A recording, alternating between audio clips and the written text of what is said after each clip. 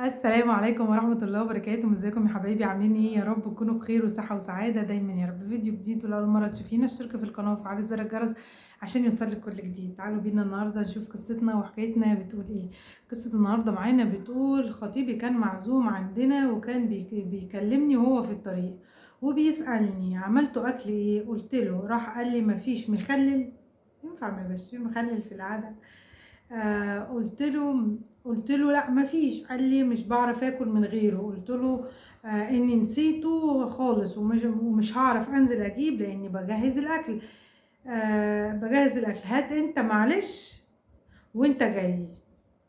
بتقول وجاب بالفعل وكلنا وكلنا وحلينا وكله تمام. وجه وهو ماشي خرجت معاه على الباب لقيته بيقول لي فين حق المخلل.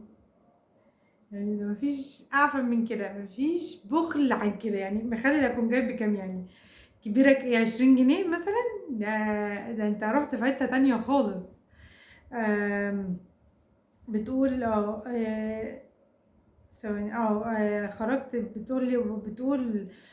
بيقول لها فين حق المخلل. فكرته بيهزر وضحكت لقيته بيقول لي مش بهزر.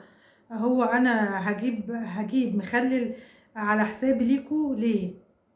يعني ايه الكلمة دي؟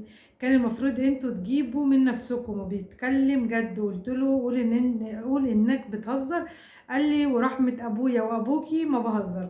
دخلت جوه جري جبت فلوس وخدها فعلا ومشي. دلوقتي انا مش عارفة اتصرف ازاي واقول لماما ايه. انا مكسوفة بجد منها حتى ان احكي لامي، بس انا عايزة افركش. ده انت لازم تفركشي. بجد. ده لازم مع السلامة يعني. بس قبل مع السلامة دي بقى انت لازم تفننينه كده في حاجة اللي هي بقى ايه. حاجة كده ده شكله ايه. معلش يعني سوري في اللفظ. الناس اللي بتبقى زي كده دي بتبقى ناس جعانة. دي ما تربتش على الشبع، ما تربتش زي ما بنقول كده بالامثال الشعبية والناس الجميلة بتوع زمان زي ما بيقولوا كده ما شبعش على طبلية ابوه. باصص لمخلل. يعني يوم ما هتجيب ب20 جنيه ده هيبقى كتير جدا. فاول حاجه اصلا انت معزوم عند خطيبتك. تمام. انت ازاي داخل بايدك فاضيه؟ ما ينفعش تخش. ده انتوا لسه في الاول.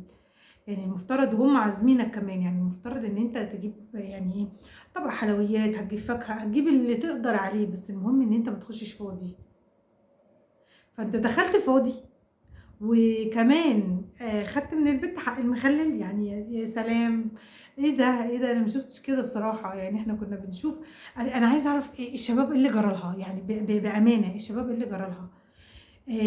بقوا بيخشوا يخطب واحده عشان ياكل ويشرب وتصرف عليه. لو قدرت تصرف عليه هتصرف عليه. يعني انا مش فاهماها دي. اللي هو لا انا بقى دي خطيبتي او انا خطيبها فانا هستغلها. هي دي من حقي اكل عندهم واشرب عندهم وكل حاجه عندهم. ده ناقص بيبقى فيه اهالي كده ناقص ان هم يجوزوهم على حسابهم. ده اللي بيبقى ناقص يعني. فبتبقى الصراحه يعني انا مش عارفه.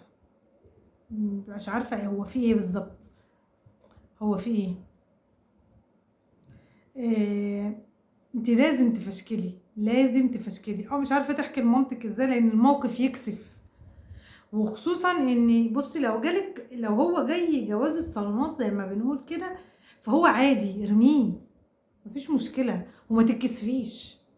في تلك الحالتين ما تتكسفيش. ممكن تكوني انت مكسوفه ان انت مثلا كان في يعني شبه حب شبه مش عارف ايه حب نفسه يعني حتى. فانت مكسوفه ان انت تقولي لمامتك يا ماما ده حصل كذا كذا كذا كذا.